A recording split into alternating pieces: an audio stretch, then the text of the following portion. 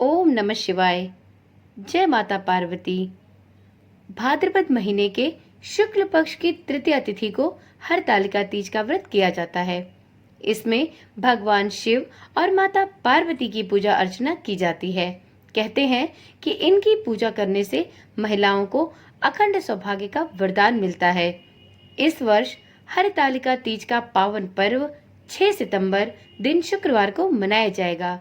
यह व्रत अत्यंत कठिन व्रतों में से एक है। इस व्रत में 24 घंटे निर्जला उपवास किया जाता है।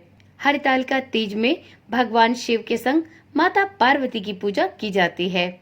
यह व्रत भगवान शिव का होने की वजह से इसकी पूजा भी प्रदोष काल में की जानी चाहिए। इस दिन प्रदोष काल में पूजा के लिए शुभ मुहूर्त होगा शाम के 5:45 से शाम के 7:20 तक। भगवान भोलेनाथ संग माता पार्वती की पूजा करें और इसके उपरांत हरतालिका तीज व्रत की कथा भी अवश्य सुने। हरतालिका तीज व्रत की पूजा रात्रि के 4 प्रहर में करने का विधान है। यह व्रत बहुत ही कठिन व्रतों में से एक है, क्योंकि इस दिन जो व्रत रखते हैं उन्हें अगले दिन सूर्योदय पर इस व्रत को खोलना होता है। इस प्रकार 24 घंटे महिलाएं निचला रखकर इस व्रत का उपवास करती हैं। इस व्रत में सुहाग का सामान यानी 16 श्रृंगार की सभी वस्तुएं माता पार्वती को समर्पित की जाती है। इसके लिए एक सुहाग पिटारी यानी एक टोकरी बनाई जाती है, जिसमें सभी सुहाग की सामग्री को रखकर माता पार्वती को अर्पित किया जाता है। इस शुभ संयोग में हरतालिका तीज के दिन फूलों से बना फुलेरा बांधा जाता है और उसके नीचे मिट्टी के शंकर और माता पार्वती की मूर्ति स्थापित की जाती है और इस दिन व्रत रखकर रात्रि जागरण करते हुए माता पार्वती संग भोलेनाथ की पूजा अर्चना की जाती है। इस व्रत को अनेक नामों से जाना जाता है, जैसे हरतालिका तीज, तीज या तीजा। इस व्रत का पारण चतुर्थी तिथि के सूर्योदय में किया जाता है। इस व्रत के कुछ विशेष नियम होते हैं। यदि आपकी विवाह के बाद यह आपका पहला तीज है तो नियमों को अच्छी प्रकार से जान और समझ लें, क्योंकि जिस तरह से आप पहली बार का यह व्रत रखेंगे ठीक उसी प्रकार से आपको प्रत्येक वर्ष इस व्रत को करना होगा। इस व्रत को एक बार रखा जाता है तो जीवन भर रखना अनिवार्य होता है। इसे आप किसी भी वर्ष में छोड़ नहीं सकते हैं। तीज व्रत में अन्न, जल और फल 24 घंटे कुछ भी नहीं खाना होता है। इस व्रत को पूरी श्रद्धा भाव से किया जाता है तथा भगवान शिव और माता पार्वती की चारों प्रहर की पूजा की जाती है और साथ में रात्रि का जागरण भी किया जाता है। इस व्रत में यह मान्यता भी है कि जो भी महिलाएं इस व्रत को धारण करती हैं उन्हें रात्रि में नहीं सोना चाहिए, क्योंकि यदि वह रात्रि में सोती हैं तो उन्हें विभिन्न प्रकार के पशुओं की योनि प्राप्त होती है। इसी प्रकार से खाने, पीने, सोने, बात करने, इन सभी निषेध कार्यों को करने से उन्हें अनेक प्रकार के पशु पक्षियों और कीड़े मकोड़ों की योनि प्राप्त होती है। इसलिए इस व्रत में रात्रि जागरण को विशेष महत्व दिया जाता है। अगर आप किसी बीमारी या किसी वजह से इस व्रत को छोड़ रही हैं तो आपको इस व्रत का उद्यापन भी अवश्य करना चाहिए, या आप यह व्रत अपनी सास या देवरानी को दे सकती हैं। अन्यथा आपके इस व्रत को आपके पति के द्वारा भी किया जा सकता है, जिससे कि आपका यह व्रत खंडित ना होने पाए।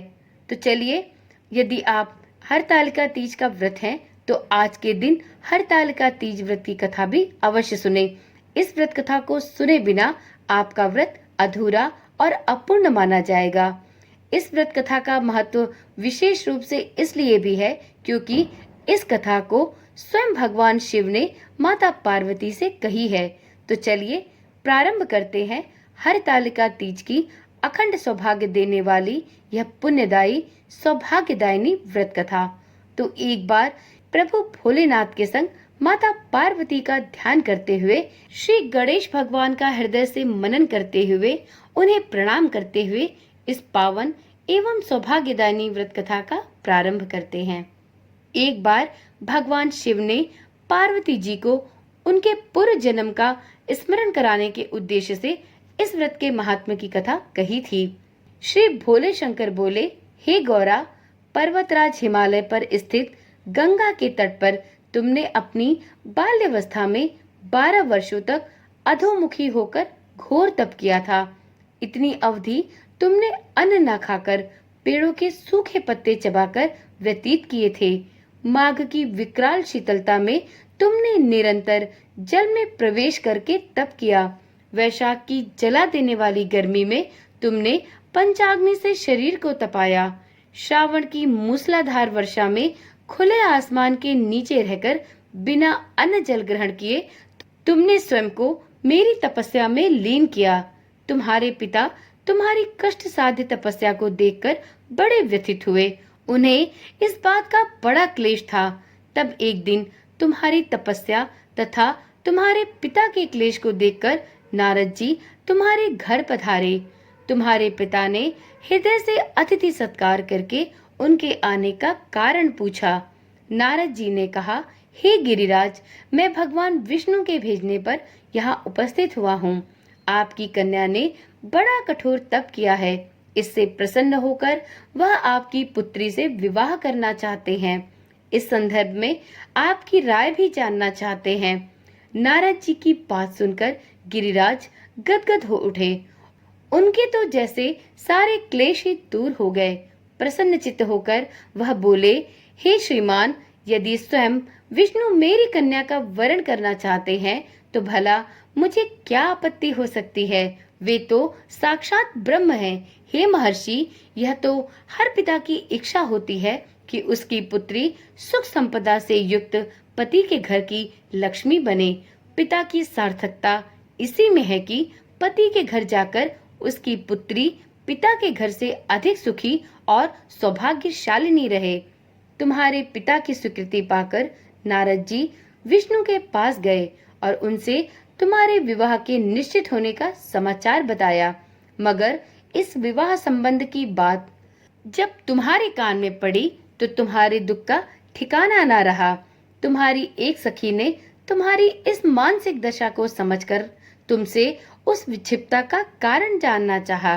तब तुमने उसे बताया कि हे प्रिय, मैंने सच्चे हृदय से भगवान शिव शंकर का वरण किया है, किंतु मेरे पिता ने मेरा विवाह श्री विष्णु जी से निश्चित कर दिया है।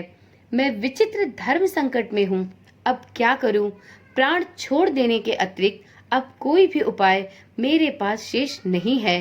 तुम्हारी सखी बड़ी ही समझदार और सूझबूझ वाली थी। उसने तुमसे कहा, हे सखी, प्राण त्यागने का इसमें कारण ही क्या है? संकट के मौके पर धैर्य से काम लेना चाहिए। नारी के जीवन की सार्थकता इसी में है कि पति रूप में हृदय से जिसे एक बार स्वीकार कर लिया, जीवन पर्यंत उसी से निर्वाह करे। सच्ची आस्था और एक निष्ठा के समक्ष तो ईश्वर को भी समर्पण करना पड़ता है। मैं तुम्हें घनघोर जंगल में ले चलती हूँ, जो साधना स्थली भी हो और जहाँ तुम्हारे पिता तुम्हें खोज भी न पाए। वहाँ तुम साधना में लीन रहना। मुझे विश्वास है कि भोलेनाथ अवश्य ही तुम्हारी प्रार्थना स्वीकार करेंगे और तुम्हें अपने पत्नी के रूप में अवश्य ही वरण करेंगे। हे प्रिय, तुमने ऐसा ही किया। तुम्हारे पिता तुम्हें घर पर न पाकर बड़े दुखी तथा चिंतित हुए। वह सोचने लगे कि तुम जाने कहाँ चली गई हो। मैं विष्णु जी से उसका विवाह करने का प्रण कर चुका हूँ। यदि भगवान विष्णु बारात लेकर मेरे द्वार आ गए और मेरी कन्या घर पर न हुई तो इससे बड़ा अपमान क्या होगा। मैं तो कहीं मुंह दिखाने के योग्य भी नहीं रहूंगा। यही सब सोचकर गिरिराज ने बहुत ही जोर शोर से तुम्हारी खोज करना प्रारंभ कर दिया। इधर तुम्हारी खोज होती रही और उधर तुम अपनी सखी के साथ नदी के तट पर घनघोर जंगल में एक गुफा के अंदर मेरी आराधना में तल्लीन रही। भाद्रपद शुक्ल तृतीया को हस्त नक्षत्र था। उस दिन तुमने रेत के शिवलिंग का निर्माण करके व्रत किया। रात भर मेरी स्तुति के गीत गाकर रात्रि जागरण किया। तुम्हारी इस कष्ट साध्य तपस्या के प्रभाव से मेरा आसन डोलने लगा। मेरी समाधि टूट गई। मैं तुरंत तुम्हारे समक्ष जा पहुंचा और तुम्हारी तपस्या से प्रसन्न होकर तुमसे वर मांगने के लिए कहा। तब अपनी तपस्या के फलस्वरूप मुझे अपने समक्ष पाकर तुमने कहा, हे प्रभु, मैं हृदय से आपको अपने पति के रूप में वरण कर चुकी हूँ। यदि आप सच में मेरी तपस्या से प्रसन्न हैं, तो आप यहाँ पधारें और मुझे अपनी अर्धांगिनी के रूप में स्वीकार करें। तब मैं तथास्तु कहकर कैलाश पर्वत पर वापस लौट गया। प्रातः होते ही तुमने उस बालुका शिवलिंग को समस्त पूजन सामग्री सहित नदी में प्रवाहित किया और अपने सहेली के संग व्रत का पारायण किया। उसी समय अपने मित्र बंधु एवं दरबारियों सहित तुम्हारे पिता तुम्हें खोजते खोजते उस घनघोर जंगल में आ पहुंचे और तुम्हारी इस कष्ट साध्य तपस्या का कारण तथा उद्देश्य तुमसे पूछा। उस समय तुम्हारी दशा को देखकर गिरिराज अत्यधिक दुखी हुए और पीड़ा के कारण उनकी आंखों से अश्रु की धारा उमड़ पड़ी। तुमने उनके अश्रुओं को पोंछते हुए बड़े ही विनम्र स्वर में कहा, हे पिताश्री, मैंने अपने जीवन का अधिकांश समय कठोर तपस्या में बिताया है। मेरी इस तपस्या का उद्देश्य केवल एकमात्र है कि मैं महादेव को अपने पति के रूप में प्राप्त करूं। आज मैं अपनी तपस्या की कसौटी पर खरी उतरी हूं। प्रभु भोलेनाथ ने मुझे अपना आशीर्वाद प्रदान किया है।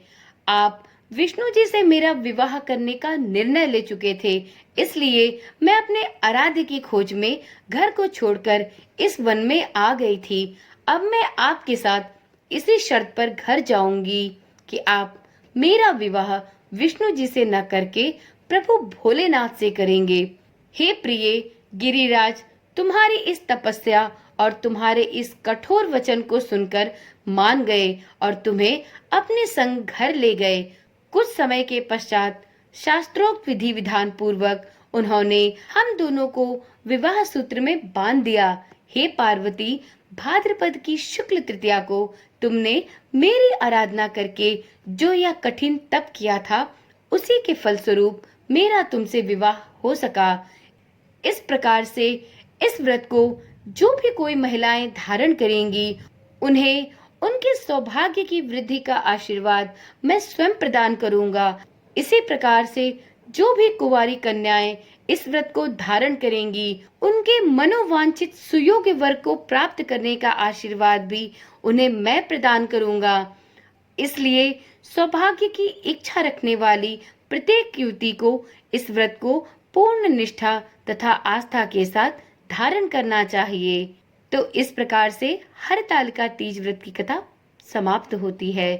तो एक बार प्रेम से बोलिए, प्रभु भोलेनाथ की जय, माता पार्वती की जय।